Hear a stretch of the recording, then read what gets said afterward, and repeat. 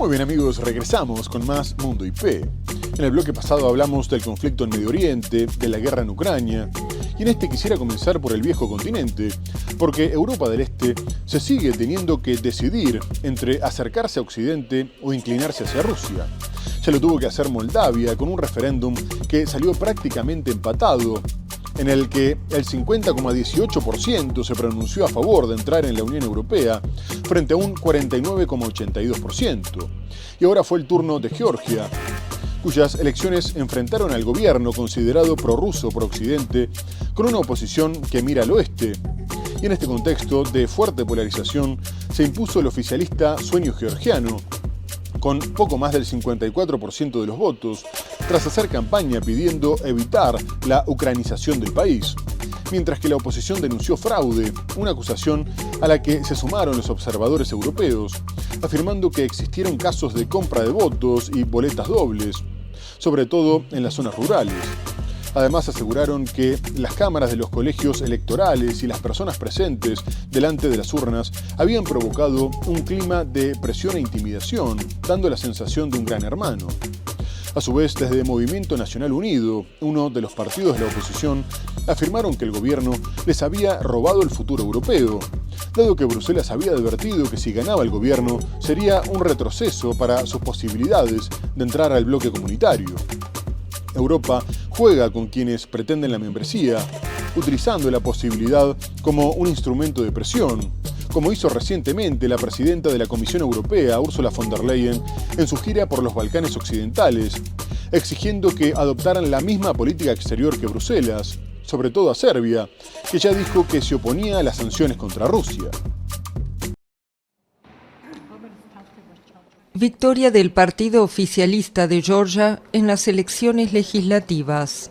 Según anunció el domingo la Comisión Electoral, Sueño Georgiano, acusado por la oposición de autoritarismo prorruso, obtuvo 54% de los votos frente a 37% para la coalición opositora, integrada por 4 partidos proeuropeos. Observadores de la Organización para la Seguridad y la Cooperación en Europa, la Organización del Tratado del Atlántico Norte y de organismos de la Unión Europea consideraron, sin embargo, que los comicios estuvieron empañados por desigualdades entre candidatos, presiones y tensiones. En un comunicado denunciaron casos de compra de votos y de violación del secreto del voto, entre otras irregularidades. La oposición también impugnó los resultados. La Unión Europea advirtió que el resultado de estas elecciones influiría en las posibilidades de ingreso de Georgia a la Unión, una aspiración que la ex República Soviética, con una población de aproximadamente 4 millones de habitantes, ha consagrado en su constitución.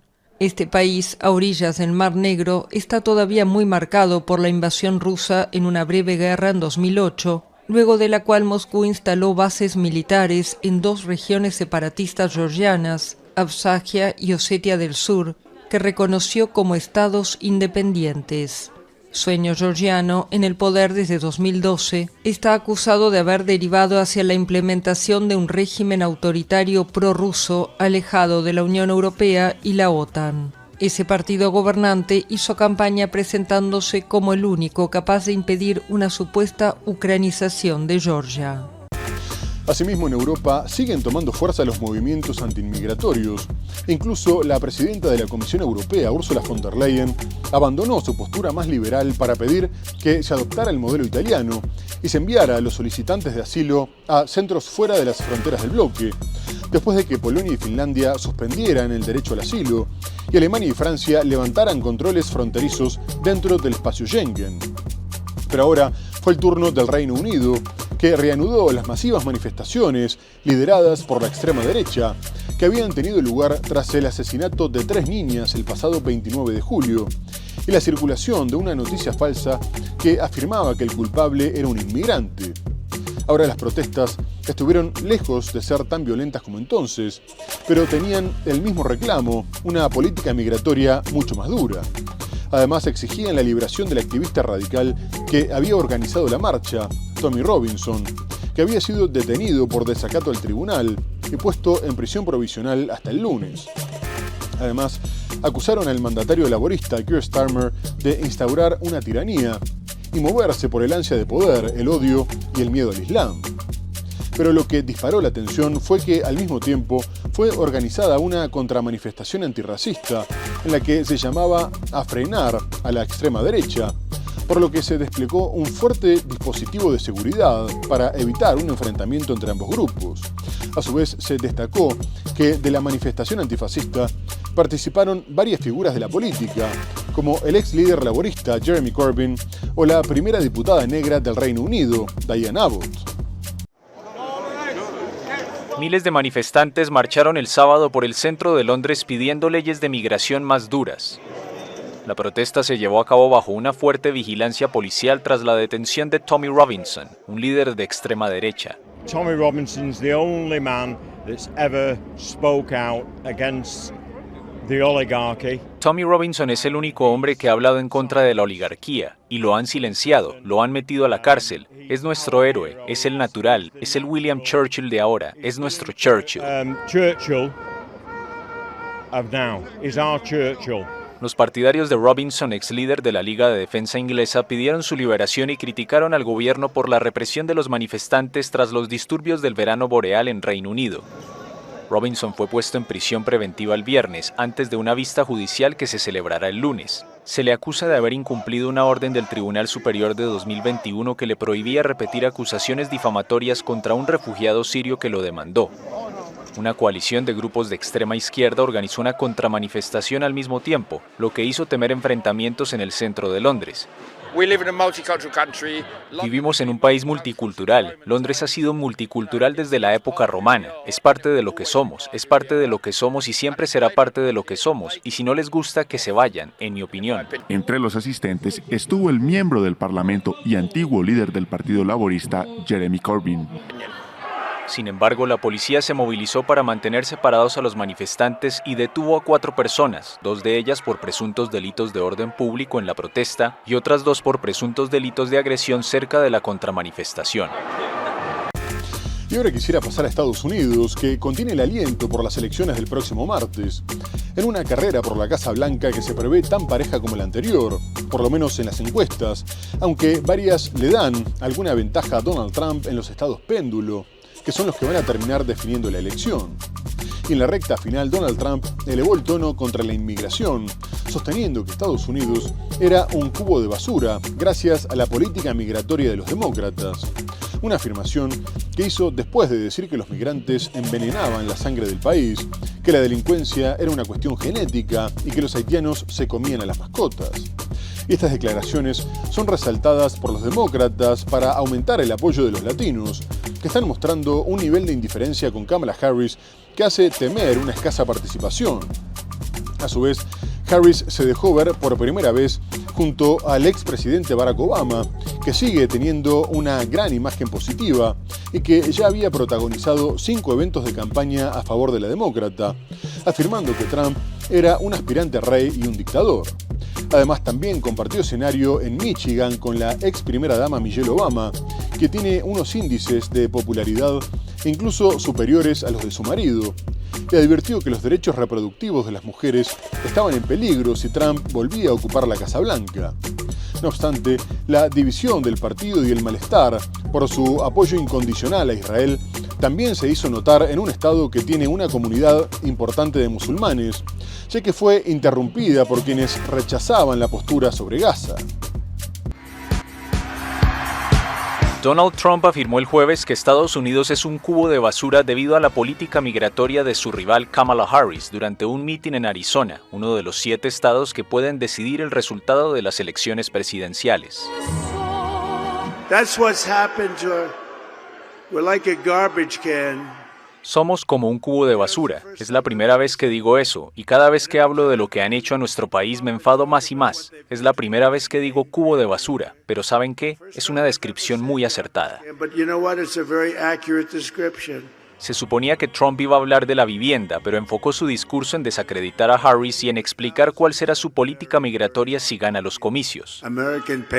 El republicano de 78 años, que en el pasado dijo que los migrantes envenenan la sangre del país, insiste en que si gana llevará a cabo una deportación masiva e invocará una ley de 1798 para acelerar las expulsiones de los miembros de las pandillas Tren de Aragua y MS-13. Su rival, la vicepresidenta demócrata, se dio un baño de multitudes en el estado de Georgia, compartiendo escenario por primera vez con el expresidente Barack Obama, quien lleva días sudando la camiseta en solitario para que ella se convierta en la primera mujer al frente del país. Harris expresó que su apuesta es por la defensa de la democracia frente a un hombre interesado en un poder sin control que trama venganza y represalias contra sus enemigos políticos. Durante el evento estuvo el rockero Bruce Springsteen, cuyos himnos a la lucha de la clase trabajadora lo han convertido en uno de los artistas más populares del país. Springsteen dijo que Trump no entiende lo que significa ser profundamente estadounidense y por eso el 5 de noviembre votará por Kamala Harris. Y más tarde Donald Trump volvió a Nueva York para realizar un evento en el Madison Square Garden, generando un fuerte rechazo en una ciudad profundamente demócrata, que se manifestó a la entrada del lugar, con carteles que comparaban el evento con el realizado por los nazis en 1939 en el mismo lugar. Trump sabe que no va a ganar el estado, pero fue una importante demostración de fuerza en un estadio con capacidad para 20.000 personas. No obstante, podría pasarle factura la declaración de un comediante que participó del meeting, en el que dijo que Puerto Rico era una isla flotante de basura, tras lo cual la campaña salió a aclarar que no representaba el punto de vista de Trump. Además, en el meeting también estuvo el dueño de Tesla y de la red social X, Elon Musk, que aportó $75 millones para la campaña y se da por hecho que formaría parte de un eventual gobierno republicano. Pero Musk no es el único multimillonario que se está preparando para una victoria de Trump. El dueño de Amazon y del Washington Post, Jeff Bezos, vetó un artículo que iba a publicar el diario a favor de Kamala Harris, que anunció además que por primera vez desde 1976 no iba a apoyar a nadie. Y la censura que tiene lugar mientras la compañía aeroespacial de Bezos compite por contratos con el Estado dio paso a una serie de renuncias, como la del director del Departamento de Opinión, Robert Kaplan, mientras que 200.000 lectores cancelaron su suscripción. Y otros, como Warren Buffett o Mark Zuckerberg, también evitaron apoyar a los demócratas. Mientras tanto, Joe Biden aumentó las especulaciones sobre su mala relación con Kamala Harris al no asistir a su discurso en la Casa Blanca tras estar ausente casi toda la campaña. Un mitin de Trump en el corazón de un estado azul. Muchos de los grandes partidarios del republicano se dieron cita en el Madison Square Garden de Nueva York, donde la gran sorpresa fue Melania Trump. Se trata de una rara aparición en esta campaña electoral de 2024, actuando como maestra de ceremonias al llamar al escenario a su marido. Ahí lo escuchan. Llegaron desde temprano al lugar. Antes de que Trump se subiera al podio, figuras como Elon Musk y Tucker Carlson también hablaron, aunque Nueva York es un estado de tendencia demócrata en el voto, cuenta con un importante demográfico boricua e hispano en general que ambos candidatos buscan conquistar. There's literally a floating island of garbage in the middle of the ocean right now. Yeah, I think it's called Puerto Rico. These Latinos, they love making babies too, just know that. They do. They do. There's no... They don't do that. They... Just like they did to our country. Hinchcliffe después siguió con Puerto Rico, llamándola una isla de basura. David Rem, un amigo de Donald Trump, llamó así a Kamala Harris. She is the Antichrist. What a sick son of a... Este otro orador dijo que Trump debería ganar por barrida, masacrando a los rivales. Y Tucker Carlson, ex periodista de Fox, ahora periodista independiente y partidario de Donald Trump, no solo se burló sobre la identidad étnica de Kamala Harris. The first Samoan, Malaysian, low IQ, former California prosecutor ever to be elected president. Nuevamente, la campaña de Donald Trump se distanció de la retórica del comediante, pero no de los demás comentarios.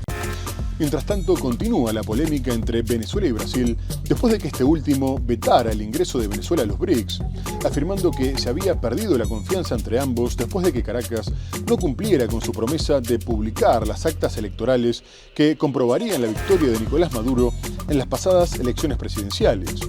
De esta manera, Brasil decidió mantener el veto impuesto durante años por el gobierno de Jair Bolsonaro, por lo que el gobierno de Maduro denunció que su vecino seguía reproduciendo el odio, la exclusión y la intolerancia promovidos por los centros de poder occidentales, lo que consideraba como una agresión y un gesto hostil, calificando el comportamiento de inexplicable e inmoral.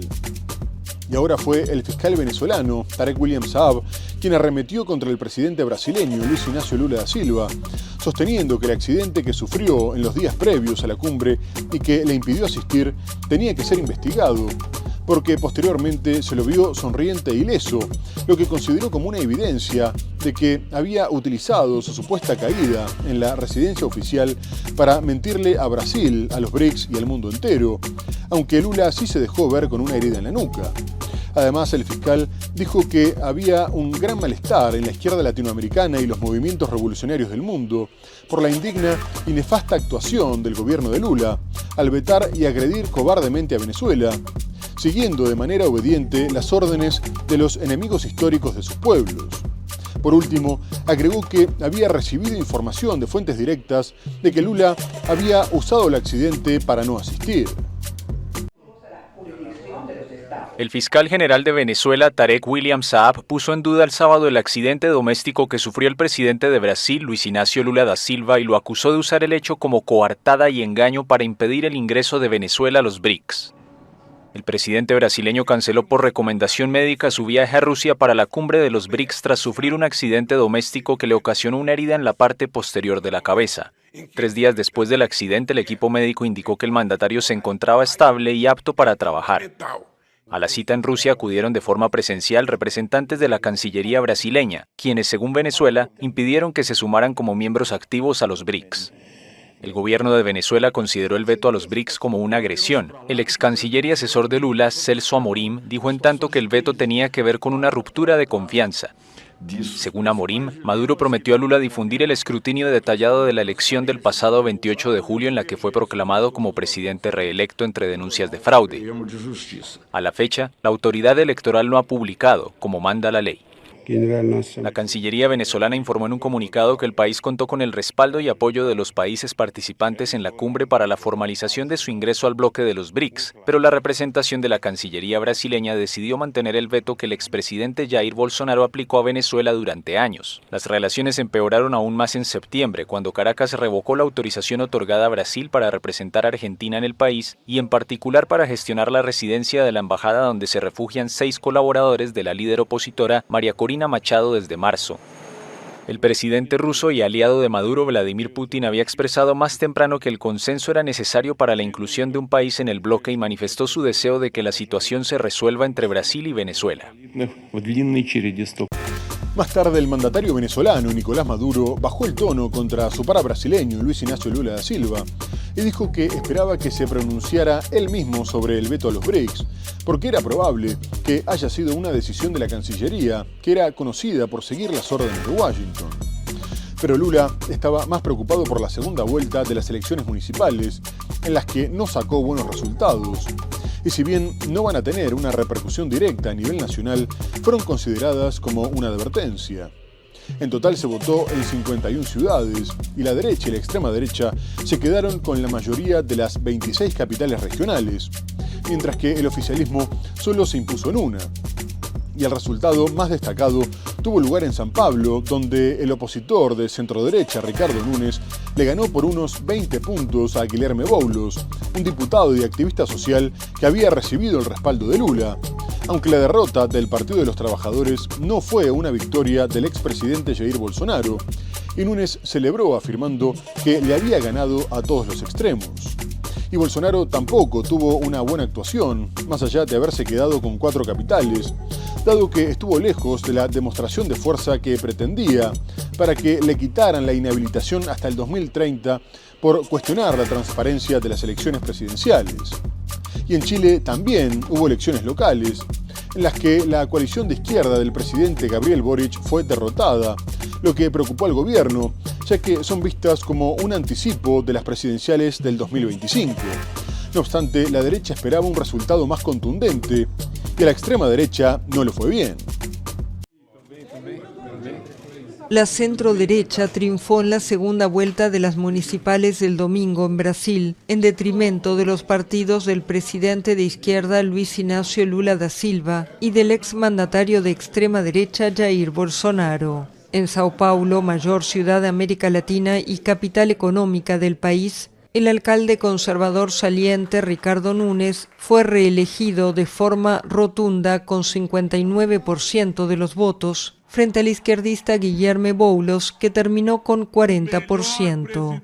Pese a un resultado por debajo de lo que podía esperar, el Partido Liberal del expresidente Bolsonaro gobernará por primera vez en 4 capitales estatales del país, incluidas las 2 ganadas en la primera vuelta del 6 de octubre. Por su parte, el Partido de los Trabajadores del presidente Lula logró solo una de las 4 capitales en las que tenía candidatos en el segundo turno. Fortaleza, en el noreste de Brasil, bastión tradicional de la izquierda. Un revés electoral para el oficialismo en Chile. La coalición de izquierda del presidente Gabriel Boric sufrió una derrota en las elecciones locales que finalizaron el domingo y que son consideradas un barómetro de las presidenciales de 2025. No obstante, la oposición de derecha obtuvo un triunfo menos holgado de lo esperado. Según los resultados parciales, el oficialismo perdió unas 40 alcaldías, mientras que la derecha tradicional sumaba 36. La extrema derecha, en tanto, solo consiguió 8 municipios de los 345 en lisa. En otro orden, la tensión en Bolivia no para de aumentar, en medio del enfrentamiento entre el mandatario Luis Arce y su mentor, Evo Morales, y la reapertura de una investigación contra este último por presunto abuso de una menor de 15 años a la que habría dejado embarazada hace 7. La causa es vista por muchos como una persecución política para evitar que se presente a las elecciones del año que viene, pero podría derivar en su arresto, por lo que sus partidarios cortaron rutas para evitarlo. Pero ahora el conflicto escaló todavía más, después de que el expresidente sufriera un intento de asesinato. El auto que lo llevaba a hacer su programa de radio de los fines de semana recibió 14 disparos de bala, uno de los cuales hirió a su chofer. El hecho tuvo lugar el domingo a las 6:25 de la mañana, después de que otros 2 vehículos lo comenzaran a perseguir, y fue filmado por una mujer que iba en el asiento de atrás. La grabación se corta en un momento porque tuvieron que cambiar de auto, y posteriormente se ve cómo el expresidente sacó la cabeza por la ventana y le pidió a la gente que bloqueara la carretera porque los estaban persiguiendo. Evo sostuvo que el atentado había sido ordenado por Arce, afirmando que el mandatario se había vuelto loco al contratar paramilitares para asesinarlo. A su vez, el diputado arcista Rolando Cuellar declaró que el autoatentado mal planificado del violador en serie tenía como objetivo ganar apoyo en la población y los organismos internacionales, y el viceministro de Seguridad, Roberto Ríos, también dijo que creía que era un autoatentado, pero que igual lo iba a investigar.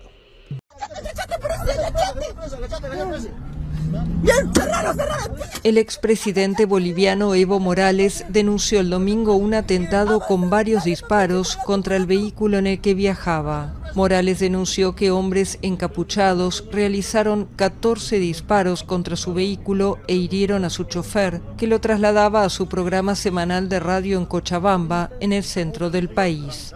La denuncia tiene lugar en el marco de una pugna entre Morales y el presidente Luis Arce, antiguos aliados y ahora enfrentados por la candidatura presidencial oficialista para las elecciones de agosto de 2025, aunque solo Morales ha anticipado que quiere postularse. Ocurre además en medio de bloqueos de importantes carreteras del país desde el 14 de octubre por parte de partidarios de Morales que exigen el fin de lo que consideran persecución judicial contra su líder. El exmandatario es investigado por el presunto abuso a una menor con quien habría tenido una hija durante su mandato. La Fiscalía anunció hace algunas semanas que emitiría una orden de aprehensión en su contra, pero desde entonces no se ha pronunciado. Los cortes de vías han generado escasez de combustibles y alza de precios de productos básicos en distintas ciudades. Este fin de semana el presidente Arce cambió sorpresivamente a la cúpula militar del país y llamó a los nuevos jefes a garantizar el restablecimiento del orden público frente a los bloqueos.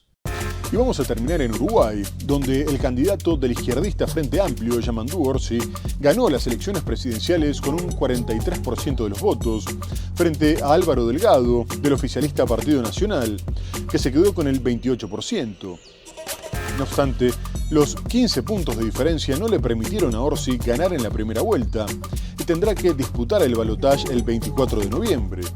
Y el Frente llamó a redoblar el esfuerzo, ya que si bien le faltaron 6 puntos para llegar al Ejecutivo, el Partido Colorado, que sacó el 15% de los votos, le daría su apoyo al Partido Nacional, y su candidato, Andrés Ojeda, destacó enseguida que no se llegaba al gobierno sin ellos, y se mostró dispuesto a aliarse con los blancos, que no pudieron aprovechar la imagen positiva del 50% con la que se va el presidente Luis Lacalle Pou. A su vez, Orsi tuvo que recordar que era una noche de alegría y de fiesta de la democracia, ya que muchos en el Frente se habían ilusionado con ganar en la primera vuelta, y dijo que la unión era imprescindible frente a los dos partidos tradicionales del país. Asimismo, la candidata al Senado por el Frente, Blanca Rodríguez, consideró que los resultados estaban dentro de lo previsto y que se había confirmado que eran el partido más votado del Uruguay, haciéndose con la mayoría en el Senado, al crecer 5 puntos con respecto al 2019, mientras que el presidente del partido, Fernando Pereira, dijo que los números eran muy positivos y permitían encarar la segunda vuelta con mucho optimismo, aunque el Partido Nacional se quedaría con la primera mayoría en diputados. Por último, se destacó una participación de casi el 90%. Presidente de todas y todos los uruguayos, Yamandu Orsi, del izquierdista Frente Amplio, y Álvaro Delgado, de la coalición gobernante de centro-derecha, se medirán en un balotaje para definir al próximo presidente de Uruguay. Con más del 90% de los circuitos escrutados luego de las elecciones del domingo, Orsi, delfín del expresidente José Mujica, obtenía el 43% de los votos, seguido de Delgado con 27%. Orsi, un profesor de historia de 57 años y que gobernó el departamento de Canelones durante 2 periodos, aspira a que la izquierda que gobernó Uruguay entre 2005 y 2020 regrese al poder. Ante miles de votantes, el candidato opositor celebró el resultado y llamó a redoblar los esfuerzos para triunfar en segunda vuelta. Vamos en estos 27 días por ese último esfuerzo, con más ganas que nunca, más de pie que nunca, compañeras y compañeros. Deberá derrotar a Álvaro Delgado, un veterinario de 55 años, quien fue diputado y senador antes de ocupar el cargo de secretario de la presidencia de Luis Lacalle Pou. El candidato del gobernante Partido Nacional celebró rodeado de los socios de la coalición oficialista, que también incluye al Partido Colorado, que obtuvo 16% de los votos, Cabildo Abierto con 2,4% y el Partido Independiente de centro-izquierda con 1,7%. Muy bien amigos, se nos ha terminado el programa. Hemos hablado del conflicto en Medio Oriente con el ataque de Israel a Irán y su veto a la Agencia de Naciones Unidas para los Refugiados Palestinos. Abordamos otras cuestiones como la guerra en Ucrania, el supuesto envío de tropas norcoreanas a Rusia, el cierre de campañas en Estados Unidos. Pero lo tenemos que dejar hasta el próximo programa para seguir analizando la actualidad internacional por Mundo Ejecutivo. Muchas gracias por habernos acompañado y hasta entonces.